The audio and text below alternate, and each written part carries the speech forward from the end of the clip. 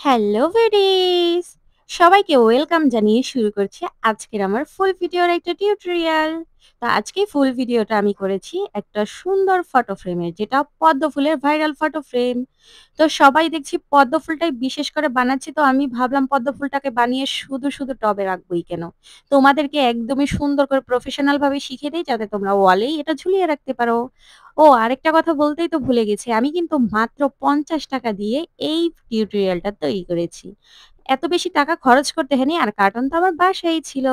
তো একটা photo frame আমাদের বাহির থেকে কিনতে গেলে ৩০০, ৪০০ বা ২৫০ এরকম লেগেই যায়। এর চেয়েও অনেক অ্যামাউন্ট আছে। যত কাজ থাকবে তত এটার বাজেট বেশি। তো আমি সেটা ভেবে ভাবলাম যে তোমাদের কিভাবে অল্প টাকায় একটা সুন্দর ফটো ফ্রেম তৈরি করে শেখানো যায়, সেই ভাবনাটা থেকেই আজকের কাজটা শুরু করা। তো আমি ১ম এই ক্লে গুলো খুলে নিয়েছি। কিন্তু তোমরা হয়তো এটা মনে করতে পারো যে এত কালারের শেড, এই শেড থেকে কি করে পদ্ম ফুল বানানো সম্ভব বা পাতা বানানো সম্ভব? এর জন্য আমি ১ম এ লাল কালার আর ওই যে একটা গোলাপি, হালকা গোলাপি পিঙ্ক যেটা বলে সেটা আর গাঢ় গোলাপিটা নিয়ে মিক্স করে নিচ্ছি। যেটা বানাবো আমি পদ্ম ফুল। আর এখন সবুজ কালারটাকে আমি আরো বেশি সবুজ বানানোর জন্য নিয়ে নিয়েছি নীল কালারটা আর সাদা কালার আর হচ্ছে কি কালার? ওই সবুজ কালার।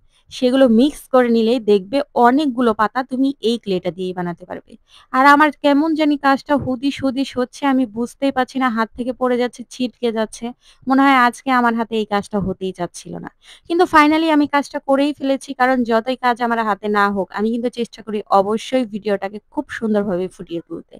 আর এখন আমি দেখো এই পাতাগুলোকে ডিটেইলে দিয়ে নিচ্ছি, একদমই যাতে পাতাগুলোকে জীবন্ত মনে হয়। কারণ যদি পদ্ম ফুলই তৈরি করি তার পাতাই যদি সুন্দর না হয় আর পাতাই যদি জীবন্ত না হয় তাহলে তো ফুলটার কোনো মানেই হয় না। তাই আমি পাতাকে সুন্দর করে শেপ দিয়ে তারপরে এটাকে দেখো কুঁকড়িয়ে দিচ্ছি। পাতাগুলো যেমন একটু ঢেউ আকৃতি থাকে, একটু চ্যাপ্টা হয়ে যায় বা বাতাসে উড়লে যেমন একটু সামনের দিকে হেলে দুলে যায়, সেই একটা বানিয়ে নিলাম। আর নিয়ে নিয়েছি হলুদ কালার ক্লে। এটা আমি ফুলের ভেতরে দেবো। শুধুমাত্র ফুলের ভেতরে যেরকম একটা সুন্দর কলি টাইপের থাকে সেই কলিটা দেওয়ার জন্য। তো আমি ১ম এ একটা লাঠি বানিয়ে নিয়েছিলাম। লাঠিটাকে আমি একটা হচ্ছে কি যেন ফ্লাওয়ার যেই টেপটা সেটা দিয়ে র‍্যাপিং করে নিয়েছি। ফ্লাওয়ার টেপটা দিয়ে র‍্যাপিং করে নিও, তাহলে ক্লের পরিমাণটা কম লাগবে। আর আমি তো এখানে তোমাদের বলেইছি যে শুধুমাত্র ৳৫০ ক্লে দিয়ে আমি এই ভিডিওটা তৈরি করছি।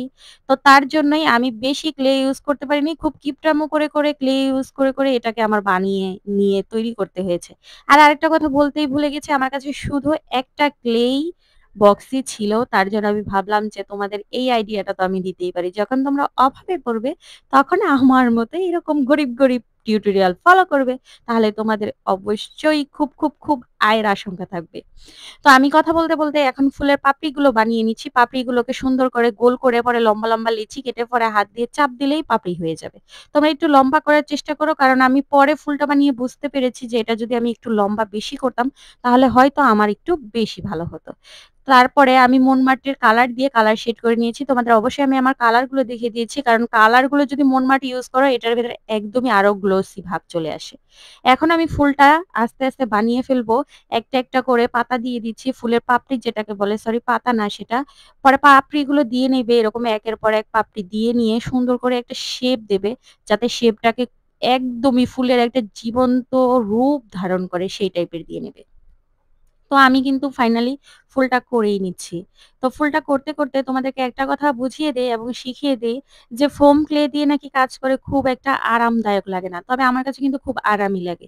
কারণ ফোম ক্লেটাকে তুমি যত ভালো ম্যাট ফিনিশ দেবে, মানে ম্যাট ফিনিশ হচ্ছে যত ভালো মুতে ছেনে নিবে বা হচ্ছে ক্লেটাকে ভালো করে তুমি এপ্লাই করে নেবে, পানিটার সাথে ভালো করে মিক্স করে নেবে। কারণ আমরা প্যাকেট খুলেই দেখতে পারি যে ক্লেটার ভিতরে এক্সট্রা পানি আর হচ্ছে ক্লেটা একটু আর পাতা বানিয়েছি ৫ টা, ৫ টা দেখিয়েই দিলাম। এখন আমি মন মাট দিয়ে কালার করে নিচ্ছি। কারণ কালার না করলে এই পাতাটা একদমই সবুজ লাগবে না। আর তোমরা একটা জিনিস দেখলে বুঝতেই পারবে যে ক্লে এর উপর কিন্তু রং এতটা ভালো ওঠে না, বিশেষ করে ফোম ক্লে তে। এর জন্য আমি রংগুলো বারবার এপ্লাই করছি কিন্তু কোনতেই কালার ভালো আসছে না। তারপরে আমি ভাবলাম ঠিক আছে, আমি রঙের সাথে কোনো পানিই মিক্স করব না। একদমই ডাইরেক্টলি রং দিয়ে দিব। তারপরে আমি যখন ডাইরেক্টলি রং দিয়েছিলাম তখন এর লুকটা একদমই সুন্দর একটা ভাব ফুটে উঠেছিল আর তখন মনে হয়েছে একদমই একদমই সবুজ, সবুজ একটা পাতা হয়েছে। তো এখন আমি ফাইনালি আমার বোর্ডের ভেতরে ফুলগুলোকে সুন্দর করে লাগিয়ে দিচ্ছি যাতে ফটো ফ্রেমটাতে মনে হয় যে একটা ছবিই আছে। তবে তোমরা অবশ্যই এটা গ্লু দিয়ে লাগানোর চেষ্টা করবে, গ্লু গান যেটাকে বলে সেটা দিয়ে লাগানোর চেষ্টা করবে, নইলে কিন্তু এই ফোম ক্লে গুলো একদমই থাকতে চাইবে না। কিছুদিন যেতে না যেতে একদমই পড়ে যাবে এবং ফ্রেমটার সৌন্দর্য নষ্ট করে ফেলবে। তো আমি গ্লু গান দিয়ে লাগিয়ে দিতে একটা কথা বলতেই ভুলে গেছি। তোমরা কিন্তু অবশ্যই আমার চ্যানেলের ভিডিও বেশি, বেশি দেখবে এবং আমার চ্যানেলে বেশি, বেশি লাইক করবে। আর সাবস্ক্রাইবটা করতে ভুলবে না। আর যখনই ভিডিওটা ছাড়বো অবশ্যই দেখবে এবং কমেন্টসে জানাবে কেমন লাগলো তোমাদের ভিডিওগুলো। তো এখন কিন্তু আমি ওয়াল হ্যাঙ্গিং ফটো ফ্রেমটার ফাইনাল লুক দেখিয়ে দিলাম এবং ওয়ালেও ডেকোরেট করে নিলাম। Bye, by.